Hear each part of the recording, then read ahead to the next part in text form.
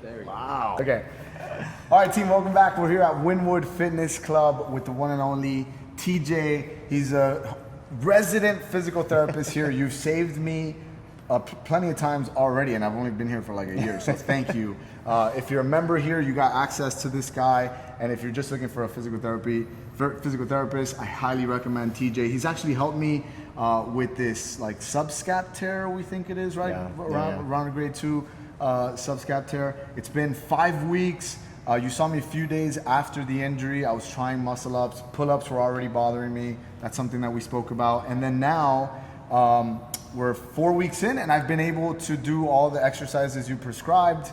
I was a good patient, so hopefully we've seen some progress. I definitely feel a lot better, and we're just reassessing right now. So if maybe you want to walk everyone and myself through it, and what the next steps are going to be. Yeah, absolutely. And just the first thing I would like to say too is, just as a PT in the functional fitness space for quite some time now, overhead injuries, pulling injuries are very common. And I think one of the reasons is because a lot of it is compound type movements, whether we're pressing overhead or we're doing pull-ups.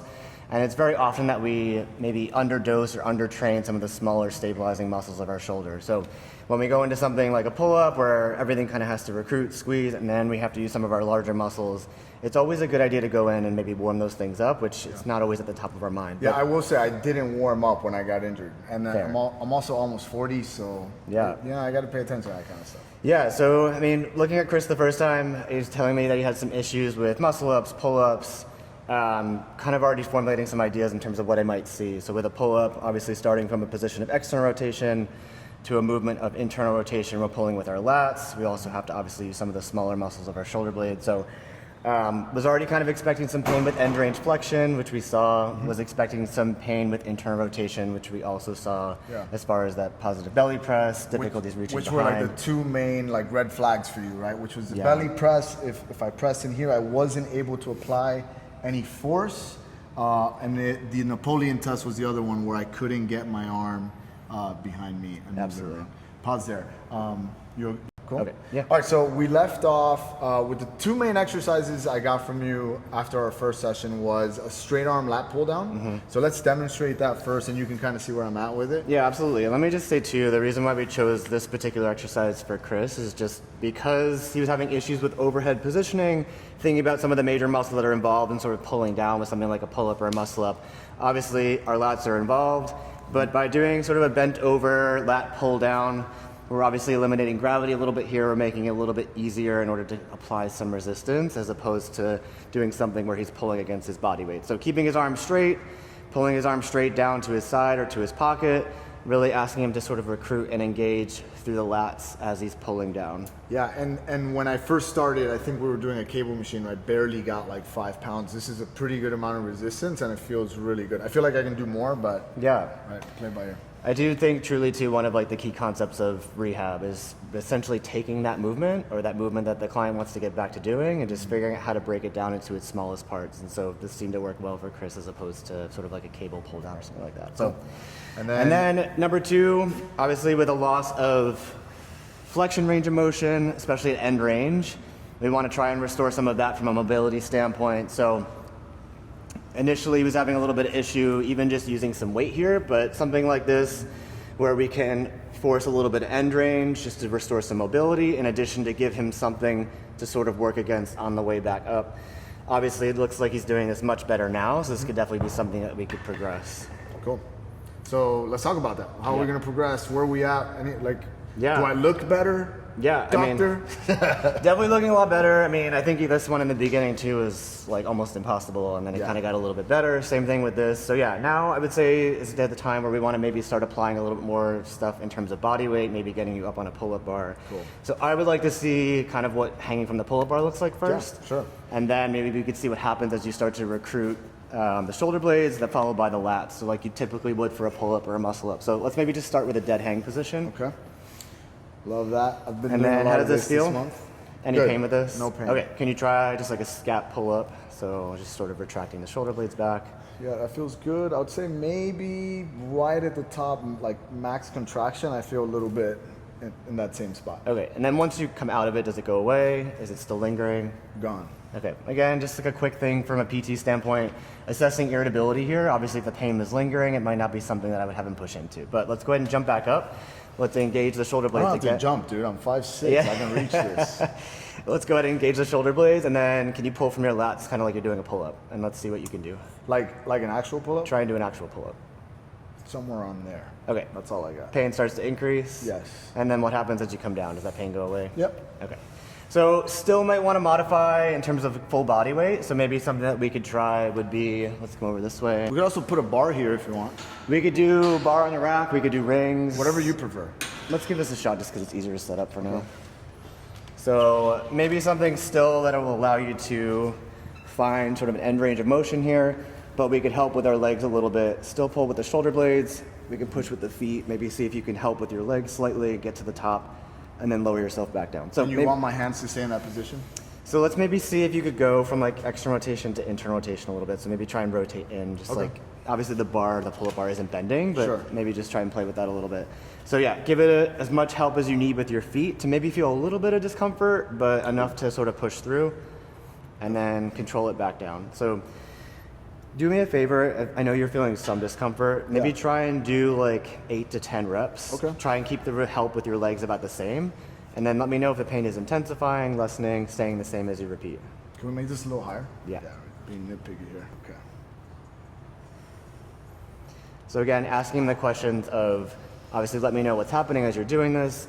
In rehab, a lot of times we are working into some degree of discomfort. As long as I'm checking in with him and making sure that that pain is either not worsening or improving, then this might be something that I would have him continue with, even if we're feeling some symptoms. So that's like one big thing that I need people to know too, is that sometimes avoiding the pain altogether isn't always the best thing, as long as it's improving, or if you're noticing some improvements, and obviously we're being therapeutic with the exercise. So how are things feeling as you're repeating? Worsening, lessening, staying the same? Staying the same. Actually, I feel it might have gotten a little bit easier, but I was definitely challenging myself. It wasn't easy, and kind of just piggybacking on what you were saying, like I usually say if on a scale of 0 to 10, you're working somewhere around a 4 or 5, and you're trying to recover from injury, that's probably a good place to kind of hang around in. Yeah. If you start getting closer to 7 or 8, like if my feet were a lot lighter as I was pulling there, now I'm putting myself at risk to potentially make it worse. Yeah.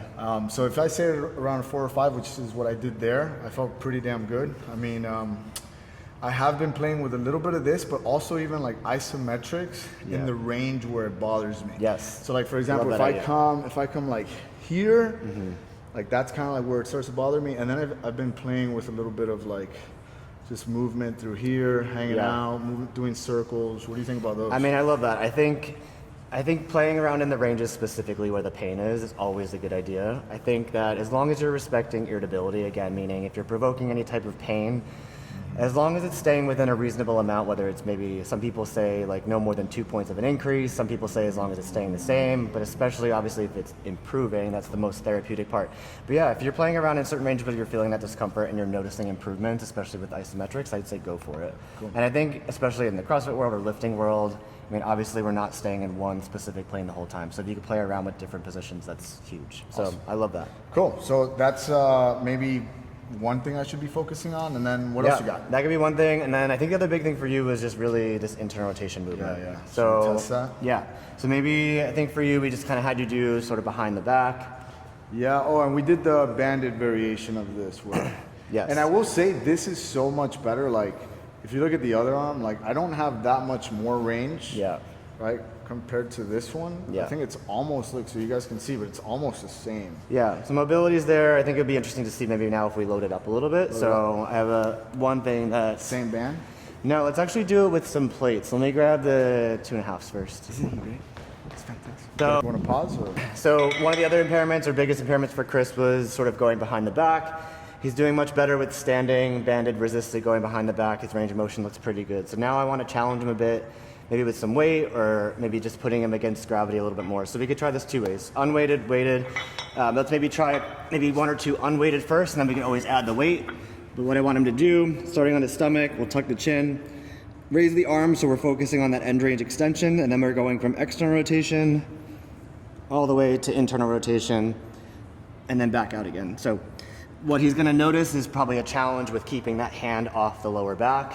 I'm gonna ask him to try and keep his hands away from his back as much as possible, and then back out again. So let's maybe try 2 unweighted, and then if we can manage it, we'll try adding a little bit of weight. Damn. Yeah, that's a lot more difficult. Yeah, so difference here being when he's standing, obviously we're not working as hard against gravity now that he's on his back. Gravity's pushing straight down. So that would be like the next step in adding some resistance. The third step would obviously be adding some weight to this. But motion actually looks pretty good. He's able to keep his hand off of his back for the most part. How is the pain? Is there any pain when you're doing this? No pain. Okay. Definitely difficult, but no pain. And yeah, I'm trying back here. I'm trying not to touch myself. Yeah. Because it's kind of weird in public, you know. Yeah. All right. Should we do the plates? Yeah, let's give the plates a go. Okay, nice. So as long as there's no pain and motion looks pretty good, let's do it. ¿Me ves aquí? Do I come out? Yes. Okay. So we'll lift and then internally rotate. Try and keep those hands off your back. Oh, that's so much harder. Can I try one arm? Yeah.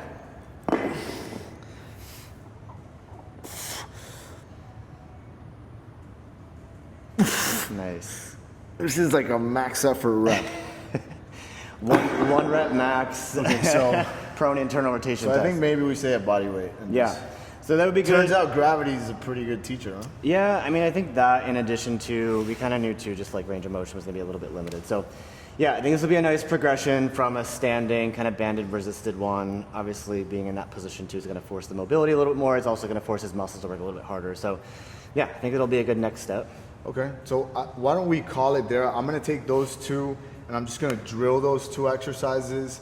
And dude, just thank you again. I mean, I've been really blessed that no matter what gym I go to, I always have access to like some really awesome PTs. Yeah. I love the way that you kind of explain like the way you look at pain, your perspective on it, how to handle it, how to address it.